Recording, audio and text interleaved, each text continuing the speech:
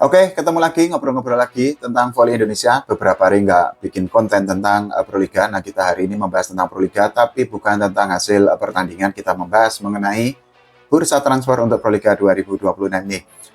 Jadi sudah ada dua tim yang melakukan perombakan, bukan perombakan sebenarnya, sudah menambah kekuatan pemain untuk menghadapi seri Gresik nanti.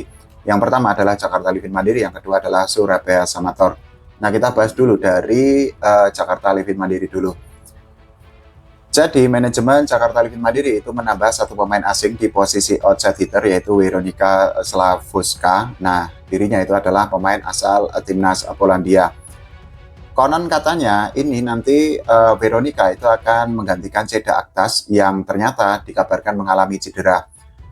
Veronica sendiri itu besok akan mulai bermain di seri Gresik. Nah, ini akan menjadi ujian sesungguhnya bagi Veronica apakah akan langsung tune in atau tidak bersama Jakarta Livin Mandiri. Sementara untuk Ceda Aktas ya konon katanya ini kabarnya lah ya akan dicoret dari Jakarta Livin Mandiri karena dikabarkan mengalami cedera. Pertanyaan selanjutnya menjadi gini, apakah nantinya Veronica itu bisa langsung beradaptasi atau bisa mendapatkan chemistry dengan para pemain Jakarta Livin Mandiri atau tidak? Karena masa adaptasinya itu kan tidak terlalu lama tuh. Kemudian juga Jakarta Livin Mandiri itu kan saat ini itu kan sedang berada di posisi yang sebenarnya tidak terlalu menggembirakan. Dalam dua pertandingan terakhir, Jakarta Livin Mandiri itu kan memang memetik kemenangan tuh. Tapi kalau kita bicara tentang klasemen yang saat ini ditempati oleh Yola Juliana dan kawan-kawan itu kan memang tidak menggembirakan atau bahkan bisa dikatakan sangat berbahaya karena sampai saat ini Jakarta Livin Mandiri itu kan berada di posisi ke-6 tuh.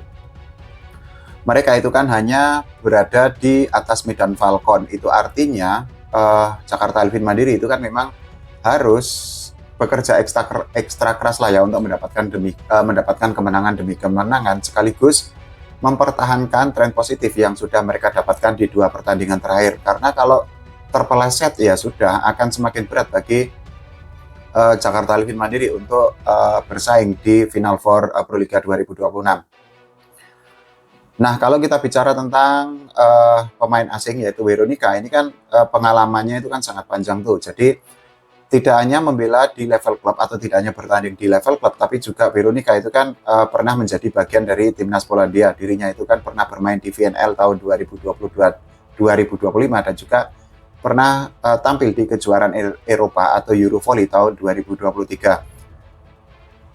Kalau kita melihat bagaimana track record yang dimiliki oleh Veronica, ya secara kemampuan dirinya nggak perlu diragukan lagi lah ya. Bahkan mungkin ini merupakan salah satu pemain grade A juga yang dimiliki oleh Jakarta Livin Mandiri.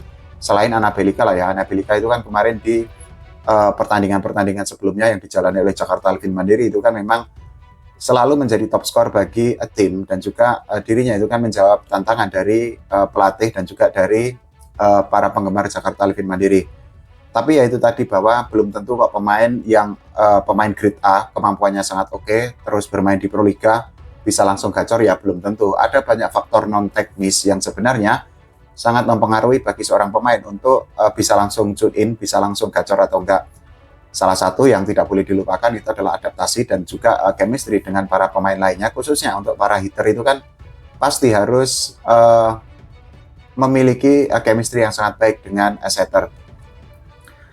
Tapi ya kalau menurut saya oke lah ya, karena itu artinya dengan kedatangan Veronica, hal itu kan menjadi bukti bahwa manajemen Jakarta Livin Mandiri itu kan serius untuk memperbaiki performa tim dan juga untuk mendapatkan hasil terbaik di sisa pertandingan Proliga 2026 ini. Nah, kita bahas tentang Surabaya Samator. Jadi ini Surabaya Samator itu kan sudah resmi mendatangkan pemain baru yaitu Jordan Susanto. Nah, dirinya kita sama-sama tahu posisinya sebagai outside hitter dan ini merupakan pertama kalinya bagi Jordan Susanto untuk membela Surabaya Samator karena di tahun-tahun sebelumnya atau di Proliga sebelumnya kan dirinya itu kan pernah bermain di Jakarta Livin Mandiri, kemudian Jakarta Bayangkara Presisi, di Jakarta Pertamina juga pernah lah ya. Pertanyaan selanjutnya menjadi gini, ketika nanti Jordan Susanto itu sudah resmi bergabung dengan Surabaya Samator, apakah akan menjadi pemain inti atau tidak? Karena di Surabaya Samator saat ini di posisi OH itu kan sudah ada Ageng Wardoyo tuh. Ageng Wardoyo itu kan di pertandingan-pertandingan sebelumnya itu kan juga menjadi penyumbang poin yang sangat banyak bagi Surabaya Samator bersama Rama Faza Fauzan. Ya kalau melihat dari track record dari atau yang dimiliki oleh Jordan Susanto, ya sangat besar kemungkinan dirinya untuk menjadi pemain inti di Surabaya Samator. Karena dirinya itu kan tidak hanya berpengalaman di Proliga, tapi juga kemarin di SEA Games 2025 dirinya itu kan juga membela timnas tuh, sehingga ya kalau dari segi kemampuan mungkin jika dibandingkan dengan beberapa outside hitter di Surabaya Samator itu kan juga Jordan Susanto lebih unggul lah ya. Masuknya Jordan Susanto itu kan juga menjadi penegas bahwa kemungkinan besar ya memang Surabaya Samator itu tidak akan mendatangkan satu pemain asing lain, padahal di musim kemarin kan sempat mendatangkan dua pemain asing tuh, yang pertama Livan Tabuada, yang kedua adalah Yesel Bunales. Nah, dengan masuknya Jordan Susanto di posisi outside hitter, ya kemungkinan pemain asingnya tetap satu, si Livan Tabuada di posisi hitter. Pertanyaannya juga gini kok, apakah nanti Jordan Susanto bisa untuk membantu Surabaya Samator mendapatkan hasil yang maksimal, hasil yang lebih baik di Proliga 2026 di sisa pertandingan atau enggak? Karena ini sama seperti Jakarta Livin Mandiri juga, posisi yang dialami oleh Surabaya Samator. Jadi sampai saat ini Surabaya Samator itu kan memang posisinya itu kan cukup rawan karena mereka berada di posisi keempat di klasemen sementara Proliga 2026. Samator itu kan cuma di atas Medan Falcon Tirta Bagasas itu karena ada kejutan yang sangat besar yang dilakukan oleh Garuda Jaya. Jadi kita ketahui bahwa sampai saat ini itu kan Garuda Jaya itu kan sudah mendapatkan dua kemenangan di Proliga 2026 ini. Yang pertama ketika menghadapi Medan Falcon, yang kedua ketika mereka mengalahkan Jakarta Bayangkara Presisi. Nah, kemenangan yang didapatkan oleh Garuda Jaya itu kan membuat mereka saat ini berada di posisi ketiga. Kalau Garuda Jaya bisa mempertahankan tren positif itu, ya mereka bisa menciptakan sejarah untuk pertama kalinya lolos ke Final Four Proliga. Tapi kalau ternyata Garuda Jaya tidak konsisten, ya bisa aja mereka turun peringkat atau gagal lagi ke babak Final Four. Nah, balik lagi ke Surabaya Samator, itu artinya dengan kedatangan Jordan Susanto, ya mau nggak mau Surabaya Samator itu kan harus meningkatkan daya dobraknya tuh, karena di pertandingan sebelumnya dari yang sudah mereka jalani itu kan mereka hanya mengandalkan Rama Fauzan dan juga Ageng Wardoyo untuk mendapatkan banyak poin. Nah, masuknya Jordan Susanto ya di posisi OH bisa lah ya untuk menambah daya serang dari Surabaya Samator. Belum lagi kalau kita bicara nanti diduetkan dengan Ageng Wardoyo. Pertanyaannya gini, apakah akan sejalan atau akan kompak atau enggak? Nah, itu yang perlu kita tunggu. Tapi yang pasti bahwa Ageng Wardoyo sampai saat ini itu sekarang ini itu kan sudah menjalani latihan bersama Surabaya Samator.